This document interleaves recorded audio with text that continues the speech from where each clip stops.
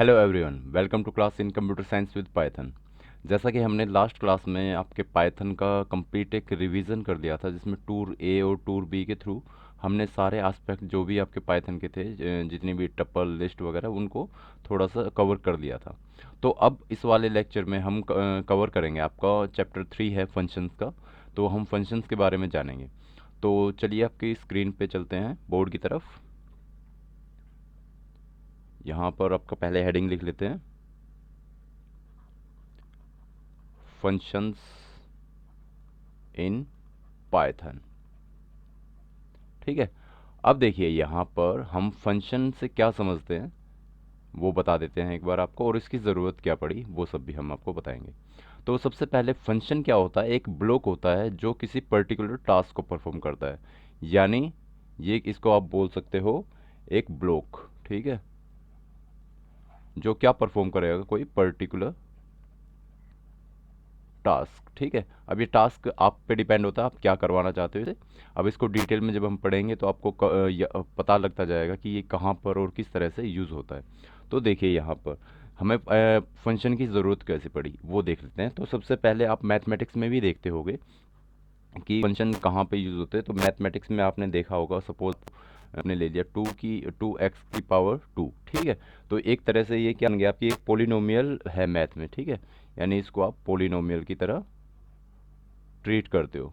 ठीक है, polynomial in math. अब देखिए इसका मतलब क्या है कि अगर जो भी आप x की वैल्यू होगे उसके हिसाब से इस पूरे का रिजल्ट चेंज हो जाएगा। ठीक है। अब वो कैसे हैं वो हम देख लेते हैं कि इन मैथमेटिक्स, यानी मैथमेटिक्स के अंदर क्या है। मैथमेटिक्स के अंदर अगर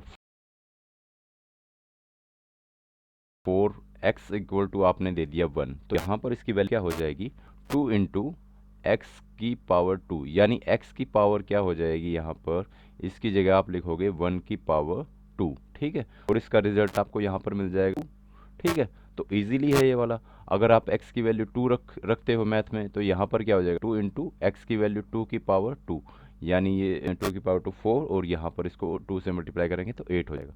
ऐसे ही x की पावर अगर आपने 3 की, तो यहाँ पे क्या हो जाएगा, 2 × 3⁴, यानी 9 आपका 18 हो जाए। तो इस तरह से आपने देखा मैथमेटिक्स में फंक्शन किस तरह से काम करते हैं। स्क्रीन को नीचे कर लेते हैं। अब यहाँ पर इसको रिप्रेजेंट कैसे करते थे मैथमेटिक्स में, आप जैसे f लिखते थे और ब्रैकेट में आप अपना आर्ग्यूमेंट पैरामीटर जो आप लिखते थे, और इक्वल टू 2x⁴। ठीक है, तो ये आपका किस तरह की फॉर्म हो जाती थी, यानी फॉर्म्ड एज फंक्शन, यानी इसको आप फंक्शन की तरह ट्रीट करते थे। तो देखिए यहाँ पर इसका पूरा जब आप लिखते थे तो इस तरह से लिखते थे, 1 जैसे इसमें गया तो इसकी वैल्यू ऑटोमेटिकली आपको क्या मिल गई, 2। ठीक है, वो इंटरनली ऑटोमेटिकली ये सोल्व कर देता था इसको। इसमें अगर 2 डालते तो यहाँ पर आपको 8 मिल जाता, यहाँ पर 3 डालते तो आपको 18 मिल जाता। ठीक है, तो ये जो f है, f स्टैंड क्या होता है आपका, f स्टैंड फॉर फंक्शन, और x का मतलब ये वाला आपका है आर्गुमेंट। ठीक है, आर्गुमेंट। स्पेलिंग आप देख लेना, वो लिखने थोड़ी सी हो जाती है दिक्कत। तो प्रोग्राम जो लैंग्वेज है आपकी पाइथन, उसमें भी फंक्शन को सपोर्ट किया जाता है। तो आप लिख सकते हैं यहाँ पर एक नोट डाल लीजिए, प्रोग्रामिंग लैंग्वेज, प्रोग्रामिंग लैंग्वेज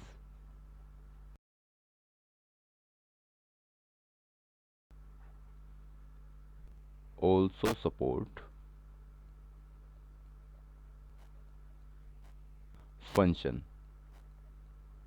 ठीक है, तो ये तो मैंने आपको समझाया कि फंक्शंस आपके जस्ट जो आपके जो मैथमेटिक्स में होते थे वही आपके प्रोग्रामिंग में भी होते हैं। ठीक है, अब नॉर्मली आप प्रोग्राम किस तरह से बनाते थे, जैसे मैं एक एग्जांपल दे दूँ आपको। जैसे ऐड पंच फंक्शन बनाते हो तो आप सिंपल क्या करते हो, आप 2 नंबर लेते हो। जैसे आपने एक नंबर ले लिया, यहाँ पर वैल्यू डाल दी 5, दूसरा num2 ले लिया, यहाँ पर वैल्यू डाल दिया आपने 6। ठीक है, फिर आप क्या करते थे, एक सम नाम का आपने लिया, यहाँ पर num1 प्लस num2 को सम करवा दिया, और इसको सिंपल क्या करवा देते थे आप, प्रिंट करवा देते, प्रिंट किसको, सम को। ठीक है, तो ये ऑटोमेटिकली आपका सम होके आ जाता था।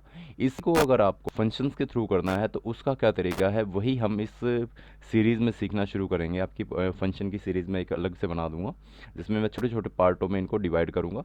तो ये देखिए, ये वाला आपका तरीका है। तो इसको ही आप कन्वर्ट करोगे तो किस तरह से करोगे आप, देखिए आप क्या करोगे, एक फंक्शंस का नाम दोगे सबसे पहले, ठीक है। देखिए नाम सपोज आपने एक ऐड नाम दे दिया, ठीक है। उसके बाद आप उसके अंदर या तो आर्ग्यूमेंट पास कर सकते हो या नहीं कर सकते हो। अगर आपको देखिए यहाँ पर रिक्वायरमेंट है पास करने की, तो ये पास होंगे। तो यहाँ पर हम सपोज ए डाल दिया, हमने यहाँ पर डाल दिया। और एक क्या फंक्शनैलिटी है आपकी, जब आप कोई इंस्टेंट डिक्लेयर करते हो तो उसके आगे एक डेफ कीवर्ड लगाते हो, ठीक है। तो आप डेफ कीवर्ड यहाँ लगाओगे और यहाँ पर क्या लगाओगे, कोलन, ठीक है। कोलन जब आप लगाते हो तो यहाँ पर जो आपका ए में ए रहेगा और बी रहेगा, ठीक है, उन दोनों का प्लस कर दिया, ठीक है। और किसी पर्टिकुलर वेरिएबल में आप डाल सकते हो उसको, ठीक है। फिर उसके बाद इसको रिटर्न करते हो, रिटर्न आपने कर दिया एस को, ठीक है। और फिर इस आप को कॉल करते हो, यानी आपने सपोज अपने मेन फंक्शन में ऐड कॉल कर दिया और यहाँ पर कोई वैल्यू डाल दी, जैसे 5 और 6 वैल्यू आपने डाल दी। तो ये कॉल होगा तो क्या करेगा, इस वाली वैल्यूज़ को ये यहाँ पर पास कर देगा, ठीक है। और इन पे यहाँ पर 5 आ जाएगी, यहाँ पर 6 आ जाएगी, और उसके बाद ये वाली चीज़ें नॉर्मली परफॉर्म होंगी और आपका आउटपुट मिल जाएगा। अब इन्हीं चीज़ों को हम प्रैक्टिकल बेसिस पे भी कर देखेंगे। तो अभी के लिए इतना ही नोट डाउन कर लिए। चलिए मिलते हैं अगली वाली क्लास में।